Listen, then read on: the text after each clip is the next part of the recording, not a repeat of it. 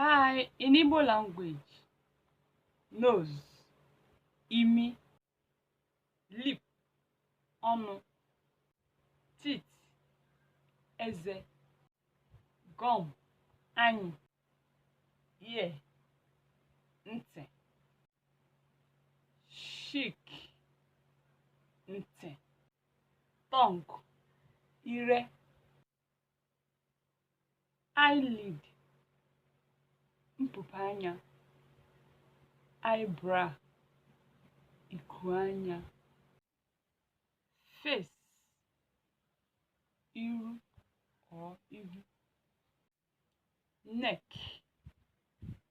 olu or akpịrị, head, isi, shoulder, ibu, chest,